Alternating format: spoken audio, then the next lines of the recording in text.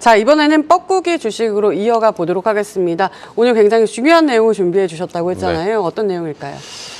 자, 저희가 사실은 가장 어려운 시기부터 해서 이 방송 통해서 여러분들한테 어떤 희망의 메시지, 하지만 근거가 있는 희망의 메시지를 드리면서 사실 시장은 이렇게 살아나게 될 것이다 라는 말씀을 드리고 시장은 살아났습니다. 근데 이제 또 한 번의 이제 분기점이 이제 오게 되는데, 특히 올해 시장에서 가장 중요한 건 뭐 마무리를 어떻게 하느냐도 중요한데, 이번 12월에 큰 빅 이벤트를 앞두고 있어요, 다음 주. 그래서 여기서 한 번 더 큰 그림에 대한 걸 한번 그려보고, 사실 미국만 바라봤는데 최근에 갑자기 중국이 떠오르기 시작을 했고, 네. 그 다음에 이번 겨울에 또 가장 이런 그 모든 악재들을 한 방에 해소해 줄 수 있는, 뭐 예를 들어서 러시아 우크라이나 종전이라든지, 네. 근데 종전은 할까요, 안 할까요? 언젠간 할 테니까요. 언젠간 하겠죠. 네. 근데 재미난 거는 뭐 그 얘기를 잠깐 해보면은, 이번 주에 러시아는 핵무기를 다시 사용할 수 있다라고도, 네. 그죠, 엄포를 놨고, 또 한편으로는 크렘린군 대변인은 내일이라도 당장 전쟁을 끝낼 수도 있다, 뭐 이런 얘기도 하고, 네. 예, 아주 재미난 상황인데 한번 보시자고요, 어떻게 되는지. 자, 그런데 오늘 말씀을 드릴 건 비관간 낙관 사이에, 그러니까 비관론도 지금 굉장히 많이, 주가가 좀 올라오다 싶으니까 이제 올라온 거 다시 빠지게 될 것이다. 그리고 내년도는 본격적으로 경기 침체가 이루어질 것이다. 그러니까 지금이라도 주식 비중을 줄이고 투자의 비중을 줄여야 된다. 이런 뭐 전망을 해주신 분들도 있고, 저 같은 사람은 또 거기 동의하지 않습니다. 시장은 이미 반영하고 있는 거라고 저는 생각을 해요. 그래서 오늘 말씀드릴 내용은 비관과 낙관 사이에서 줄을 타고 있는 증시, 이거에 대한 설명을 좀 드려보도록 하겠습니다. 여러분들이 큰 그림 그리시는데 도움이 되셨으면 하고요. 자, 화면 한번 보여주시죠. 네. 자, 다음 주에는 미국 CPI하고 FOMC 빅 이벤트를 앞두고 있습니다. 그래서 요 얘기를 먼저 한번 해보겠습니다. 11월 이 소비자 물가지수 CPI, 그 다음에 11월 코어, 전달에 CPI는 7.7이었고요. 그 다음에 전달의 코어는 6.3이었습니다. 이게 호재가 되었죠. 그죠? 호재가 되었습니다. 예, 일단 정점 찍고 내려오고 있다. 코어도 마찬가지고. 자, 그런데 이제 다음 주에는 어떻게 될까요? 이거 전망 한번 해보도록 하겠습니다. 자, 클리브랜드 연방은행의, 그죠? CPI. 그러니까 이 CPI 전망을 하면서 이 기간 중에서 클리브랜드 연은의 이 CPI 전망이 그동안에 보니까 가장 적중률이 높았고 가장 비슷하게, 그죠? 나왔다는 거예요. 그래서 한번 보시게 되면 요 뭐 차트는 여러분들이 조금 헷갈리니까 뭐 비슷비슷하게 예측치에 맞았다라는 것인데, 요거 한번 보시겠습니다. 전달에 CPI는 7.7. 지금 클리브랜드 여는 전망은 7.2, 대략 한 7.2, 뭐 대략 보면 한 7.3 정도 되지 않을까 이렇게 생각하고 있습니다. 좀 빠지는 쪽으로 보고 있습니다. 그 다음에 코어는 지난달에 6.3이었는데요. 지금 6.2 정도 전망이 되고 있습니다. 그러니까 일단 물가는 조금씩 빠지는 쪽으로, CPI 또 코어 모두 조금 더 좀 내려오는 쪽으로 시장의 전망이 좀 나오고 있다, 이렇게 보시면 되겠는데, 개인적으로 여기서 하나, 자, 그러면 이 시장이 지금 이게 CPI가 좀 더 꺾여 내려갈 것이고 이런 것들을 반영하고 있느냐? 그러지 않은 것 같죠. 왜냐하면 미국 시장도 빠지고 있지 않습니까? 오히려 이 예측치가 맞지 않더라도 매를 좀 덜 맞을 수 있습니다. 왜냐하면 미증시는 지금 오히려 좀 빠져 있기 때문에 말이죠.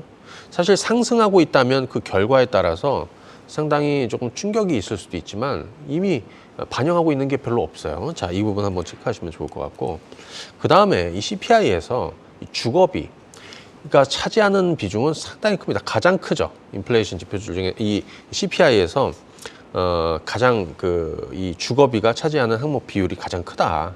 그런데 이것이 이제 완화될 조짐을 보여주고 있습니다. 그래서 인플레이션 주거 비용 효과가 감소할 것이다. 네. 자, 그런데 이번 주에 들어서 UBS는 지난 6월과 8월 큰 폭으로 상승, 엄청나게 올랐지 않습니까? 이건 주거 비용이 팬데믹 이전 또는 그 이하로 하락할 것이다. 그리고 2024년에는, 그러니까 내후년에는 연준의 인플레이션 목표인 2% 아래로 떨어지게 될 것이다. 결국에는 이건 우리가 지금 예측하고 있는 겁니다. 내년도에 하반기 본격적으로 빠질 거라는 거를 우리 보고 있는 거고요. 실제로 주거비, 미국의 주택 시장도 그렇지만 주거비 지금 굉장히 안 좋아요. 그래서 어떤 상황이냐면, 지금 미국의 주식, 이 주택 시장에 뭔 일이 있냐, 무슨 일이 있는 거냐, 이런 얘기들이 이번 주 들어서 나오고 있습니다. 지금 미국의 모기지 금리가 20년 만에 최고치입니다. 7.7%예요. 7점이 찍고 지금 7%입니다. 여기 잘 보시게 되면 신규 주택 판매 거의 뭐 쏟아지듯이 빠지고 있습니다. 그리고 부동산 가격 지수 한번 보겠습니다. 이 부동산 가격 지수도 최근에 계속 올라오다가 이제 꺾이고 있다라는 것이죠. 그죠? 자, 이것들이 CPI 하락 요인이 되는 겁니다.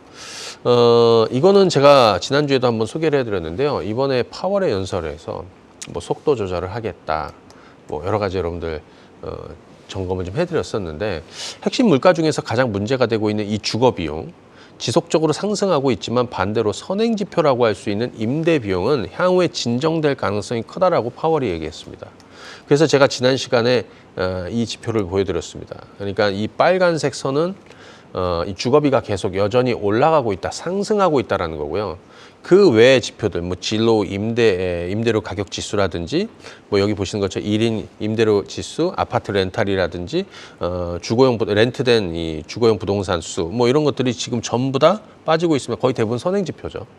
그래서 지금은 실제로 이것이 시차를 두고 반영하게 되고, 일종의 레깅 효과라고 얘기를 해드렸는데, 결국에는 시차를 두고 지금 더디게 움직이고 있죠. 결국에는 주거비가 빠질 거라는 거예요.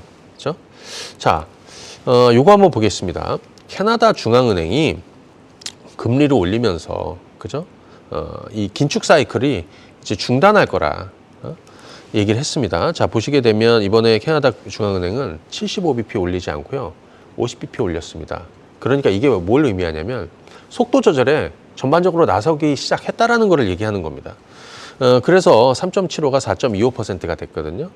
2008년 이후에 뭐 최고 수준의 금리, 가장 높은 수준이라는 건데, 기본적으로 여기서 보는 건 뭐냐면 미국을 제외한 중앙은행 금리가 전반적으로 이제 속도 조절에 나서면서, 그죠? 긴축 사이클의 어떤 중단, 이런 것들이 점차 예고되고 있고 실질적으로는 그렇게 가고 있다는 것을 의미하는 겁니다. 우리도 마찬가지죠. 그죠? 자, 요거 한번 보겠습니다. 장단기 금리차. 10년물하고 2년물이 있는데요. 이 10년물, 이 장단기 금리차가 지금 얼마까지 벌어졌냐면 80bp까지 벌어졌습니다. 여기 잘 보시면은 요거 한번 볼까요? 장단기 금리차가 이렇게 심하게 역전된 경우는 1980년대 이후 처음이다. 1980년대 여기 한번 보시면은 여기가 어디냐면요.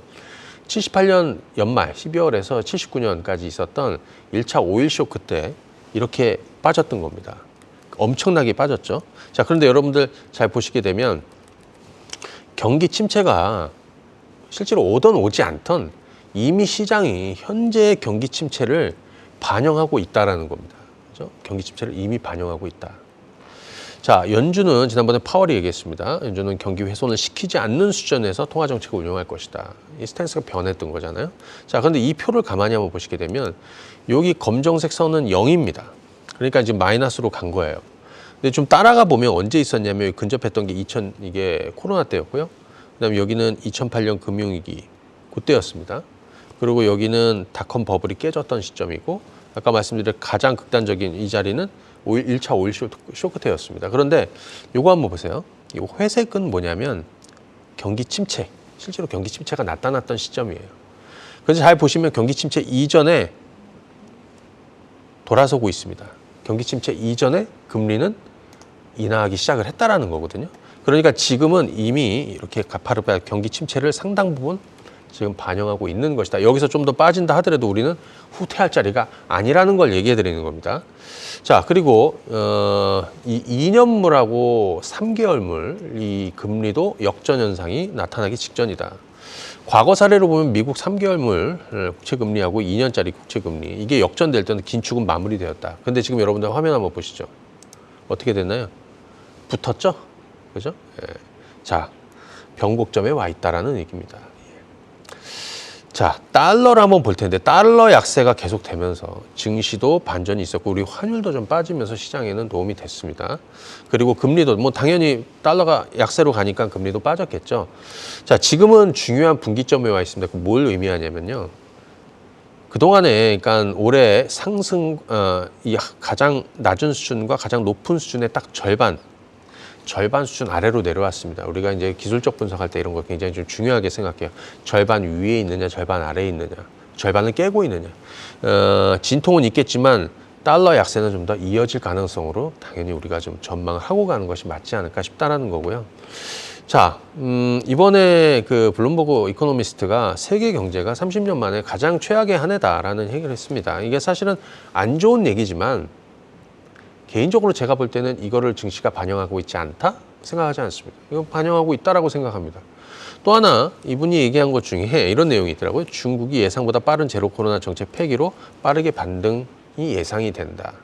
좋습니다. 뭐냐? 전체적으로 이렇게 될 거라는 거예요. 중국도 더 이상 그렇죠? 제로 코로나 고수할 수 없었다는 거고요. 다른 국가들도 마찬가지일 거라는 겁니다. 그러니까 그만큼 최악의 상황에서 저같이 이렇게 가장 극단적인 상황에서 뭐 바닥주라든지 가장 극단의 상황은 어떤 투자의 성과로 이어가는 뭐 이런 거를 좀 주로 보는 사람들은 지금의 이 최악인 상황은 정말 큰 기회라는 게 저는 계속해서 생각이 들어요. 그래서 여러분들한테 그런 말씀을 계속 드렸던 거예요. 자, 그 다음에 중국 얘기를 잠깐 한번 좀 말씀을 드려보도록 할게요. 자, 중국인데요.